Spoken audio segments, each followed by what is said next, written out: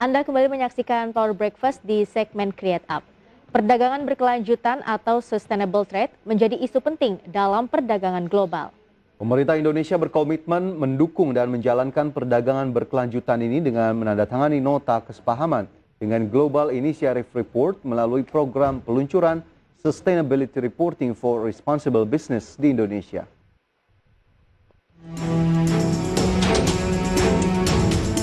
Beberapa waktu lalu, pemerintah menandatangani nota kesepahaman dengan Global Initiative Report melalui program peluncuran Sustainability Reporting for Responsible Business di Indonesia. Hal ini berkaitan dengan perdagangan berkelanjutan atau sustainable trade menjadi isu penting dalam perdagangan global. Indonesia telah menunjukkan komitmen terhadap perdagangan berkelanjutan, salah satunya untuk produk kayu yang berkelanjutan melalui sistem legalitas kayu yang diakui Eropa. Kedepannya diharapkan tidak ada lagi kampanye hitam yang ditujukan kepada produk-produk Indonesia seperti yang telah terjadi pada produk sawit di Eropa. Kerjasama ini diharapkan dapat membantu UMKM untuk meningkatkan pemahaman terhadap aspek keberlanjutan dalam proses bisnisnya sesuai standar pelaporan internasional GRI. Target dari kerjasama ini yaitu literasi keberlanjutan kepada 10.000 pelaku usaha melalui kolaborasi jejaring GRI.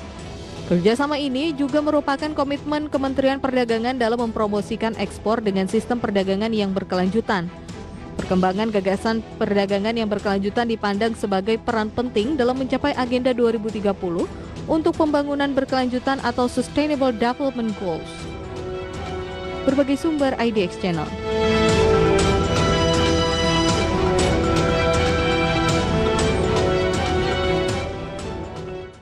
Dan untuk membahas tema kita kali ini mengenai bisnis berkelanjutan lewat bioteknologi, sudah tersambung melalui Zoom dengan Adi Reza Nugroho, co-founder dan CEO of MYCL.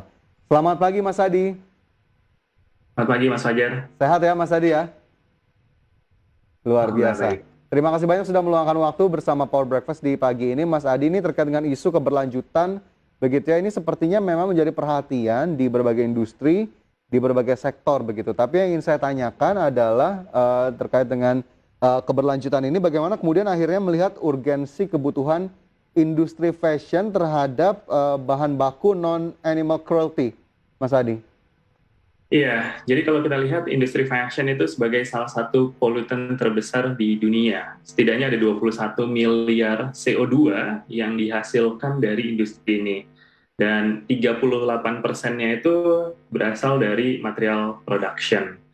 Nah, diperparah lagi sebetulnya material kulit itu juga menggunakan lahan yang cukup besar, konsumsi air yang cukup banyak, dan menghasilkan emisi karbon yang cukup besar juga. Jadi, ini mendorong beberapa brand fashion dunia itu untuk bertransformasi menjadi perusahaan yang lebih ramah lingkungan, karena konsumen mereka sudah berubah, lebih mengarah kepada konsumsi yang lebih responsible.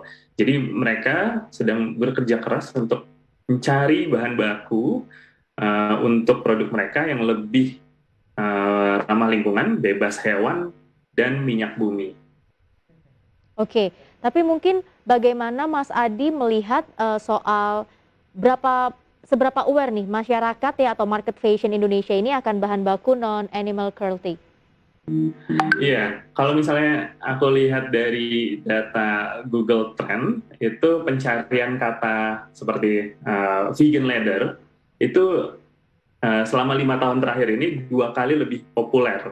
Dan dari segi interest-nya, Indonesia itu menduduki peringkat ke-26 di dunia, dan itu di atas Jerman, Italia, Spanyol, bahkan Jepang gitu. Jadi, dan kalau saya lihat lagi validasi di lapangan, saya sudah melihat ada beberapa brand lokal di Indonesia yang sedang mengeksplorasi bahan ini.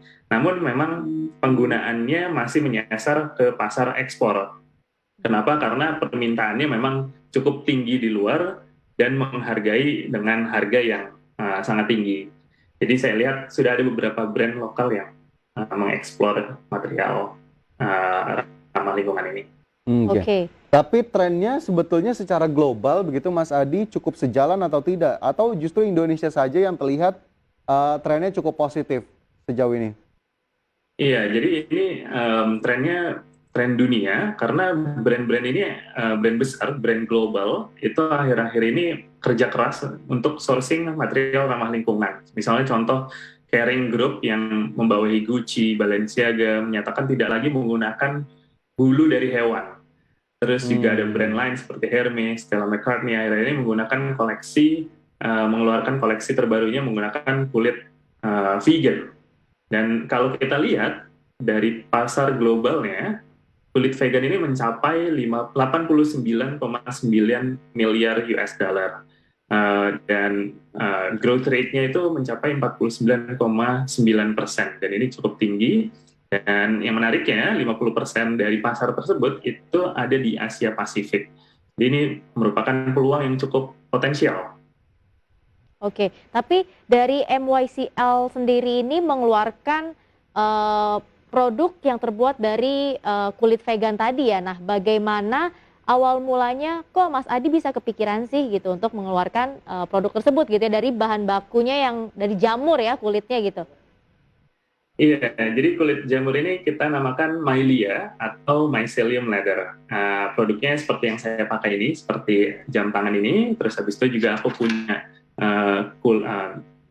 dompet dan bahkan juga ada sneaker yang terbuat dari material kulit jamur ini. Memang sederhananya dinamakan kulit jamur, tapi kalau dari segi teknisnya kita hanya menggunakan bagian jamur yang disebut mycelium. Nah, proses pembuatannya tersendiri itu ada dua komponen. Yang pertama itu ada limbah agroforestry dan satu lagi bibit jamur. Nah, limbah agroforestry ini kita gunakan sebagai media tanam jamurnya yang kemudian kita tumbuhkan selama 1-2 bulan yang kemudian kita bisa panen untuk dalam bentuk lembaran seperti ini. Dan kita lakukan post treatment seperti pewarnaan alami gitu ya, tidak menggunakan kimia yang berbahaya gitu ya, sehingga material akhirnya memiliki tekstur dan karakteristik seperti kulit. Oke, tapi mungkin dari proses pembuatannya itu lebih sulit nggak sih Mas Adi dari menggunakan material yang biasa, contohnya kulit hewan gitu? Ya, menariknya dari material ini adalah kalau kita bandingkan dengan kulit hewan, material ini lebih cepat ditumbuhkan. Jadi kalau kulit hewan itu membutuhkan 1-2 tahun untuk proses tumbuhnya. Kemudian dari konsumsi airnya juga cukup sedikit. Terus yang ketiga, kita bisa melakukan yang namanya vertical farming atau menanam bertingkat gitu ya. Jadi tidak menggunakan lahan yang besar dan prosesnya sangat sederhana. Jadi kita juga bekerja sama dengan beberapa petani lokal untuk menjadi supplier kita, supplier bahan baku kita juga. Jadi sangat mudah dan yang tentunya kadang material ramah lingkungan itu terkenal dengan harganya mahal ya gitu. Yeah. Nah, kita juga bisa membuat harganya ekonomis. Jadi meskipun produksi kita masih sedikit, harga produksi kita sudah bisa menyamai dengan kulit. Bayangkan kalau kulit itu sendiri membutuhkan 1 sampai jutaan square feet untuk bisa mencapai harga yang murah gitu. Sedangkan kita bisa dengan produksi yang sangat sedikit menyamai. Oke, ini menarik sekali begitu ya, bagaimana kemudian pengembangan dari bahan alternatif untuk pengembangan tadi berbagai produk ya, ada sepatu, jam, dompet dan juga berbagai macam barang lainnya. Nah ini juga ingin saya tahu Mas Adi, bagaimana kemudian perluasan marketnya atau marketnya siapa saja, apakah kemudian sudah ekspor, tapi nanti kita sambung di segmen berikutnya dan pemirsa pastikan Anda masih bersama kami, Power Breakfast segera kembali usai jeda.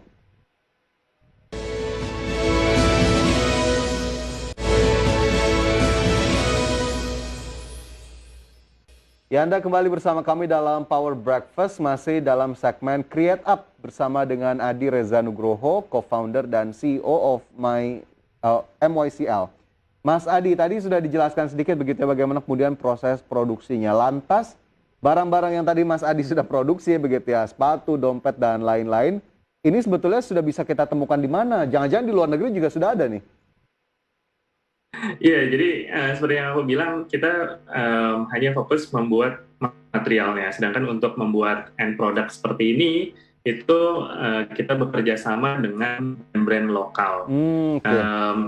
Untuk saat ini memang permintaan itu masih cukup besar dari pasar luar ya. Oke, masih Oke. cukup besar dari pasar luar, tadi berkolaborasi dengan berbagai macam brand. Tapi respon dari brand-brand sendiri gimana Mas Adi? Apakah kemudian mereka tertarik sekali untuk mengembangkan hal ini? Iya, jadi kalau kita lihat memang ketika pandemi ini memang industri fashion cukup terpukul besar ya gitu ya. Namun kita sangat beruntung kita masih bisa dapat bertahan karena 2 bulan lalu kita masih bisa berpartisipasi di Paris Fashion Week.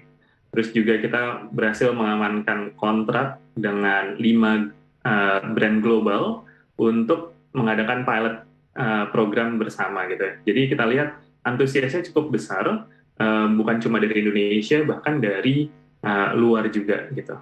Oke, tapi mungkin edukasi yang Mas Adi dan tim lakukan nih kepada masyarakat di dalam negeri contohnya ya, kalau misalnya menggunakan produk yang ramah lingkungan ini lebih baik untuk kedepannya itu gimana? Apa edukasi yang dilakukan? Oke, iya. Kalau saat ini proses edukasi yang kita lakukan memang hanya memberitahukan gitu ya bahwa hey ada loh material yang lebih ramah lingkungan. Jadi kalau misalnya kita komparasi dengan proses penyamakan kulit menggunakan life cycle assessment, material ini itu 70% hemat air, 68% menurunkan potensi pemanasan global, dan 17% hemat energi. Tentunya satu mereka bisa melakukan tindakan yang lebih ramah lingkungan untuk barang yang mereka beli. Gitu. Dan yang kedua tentunya kita ingin sekali bekerja sama dengan brand lokal untuk menghasilkan produk-produk ramah lingkungan sebagai koleksi terbaru mereka gitu ya, karena ini tren yang sedang diminati gitu ya, dan bukan cuma di luar gitu, tapi ini juga ada loh di Indonesia. Oke. Jadi memang ini harus semakin digiatkan agar kemudian masyarakat lebih sadar dan bahkan brand lokal juga masih banyak yang belum melihat terkait dengan adanya salah satu alternatif ini. Tapi Mas Adi, ini bagaimana sih kemudian serapan atau penjualannya dari waktu ke waktu nih? Apakah kemudian memang ada angka-angka yang cukup cukup menarik, bisa kita lihat Ya. penjualannya terus bertumbuh, ini berarti responnya juga masih cukup positif dari waktu ke waktu? Iya, jadi setelah kita melakukan validasi pasar dalam 3 tahun terakhir ini, kita menyimpulkan kita memiliki banyak permintaan dibanding supply-nya.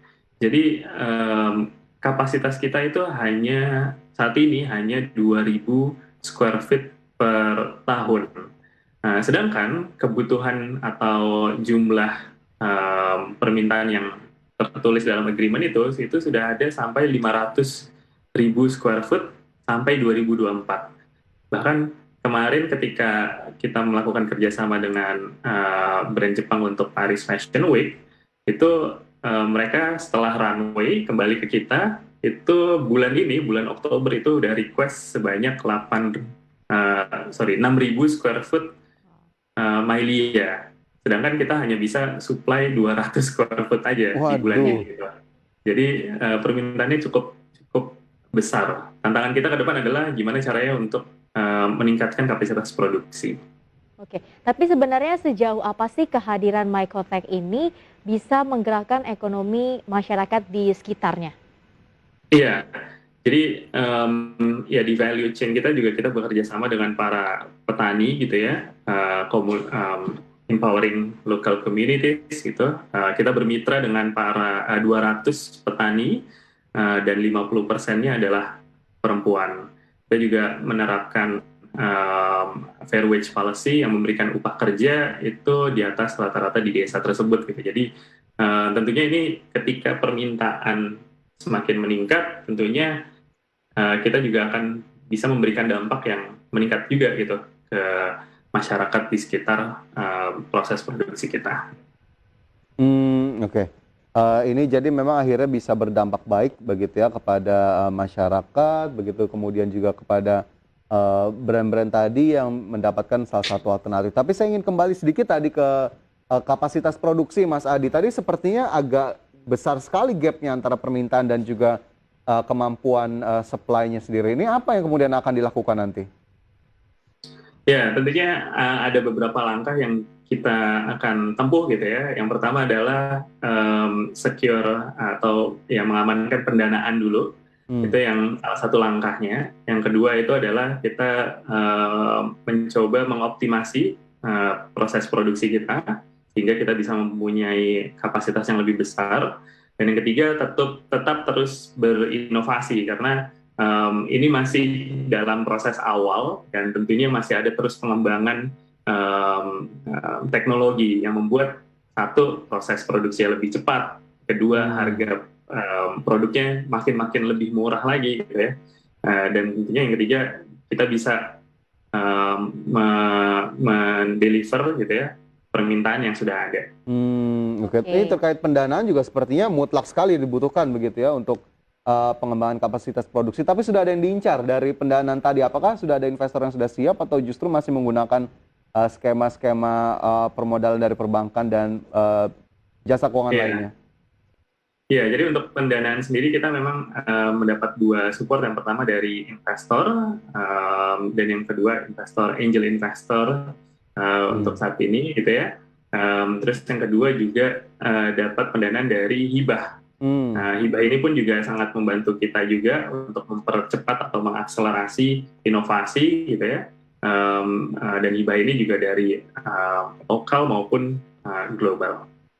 Oke, Mas Adi, keren banget inovasi yang udah dilakukan sejauh ini. Semoga kedepannya nanti bisa memenuhi target-target yang diinginkan. Semoga akhirnya dari sisi pelaku usaha dan juga para consumer atau customer-nya sendiri juga semakin aware ya untuk menggunakan produk-produk yang memang ramah lingkungan. Mas Adi, terima kasih banyak untuk waktunya di pagi hari ini. Sehat dan sukses selalu. Terima kasih. Sukses untuk MYSL, Mas Adi. Oke, pemirsa 90 menit sudah kami menemani Anda dalam Power Breakfast. Lindungi keluarga Anda saat penularan COVID-19 semakin meningkat. Ya, pemirsa, untuk mencegah penularan COVID-19 selalu pakai masker dan cepatlah vaksin. Masker terbukti menekan resiko penularan hingga 80%, adapun vaksinasi meminimalisasi resiko kematian hingga 73%. Untuk itu ayo pakai masker dan ayo cepat vaksin. Masker dan vaksin adalah dua sejoli pasangan serasi masa pandemi menjaga kita tetap sehat dan bahagia. Ya, dan semoga pembahasan hari ini dapat menjadi referensi dan sumber informasi untuk Anda.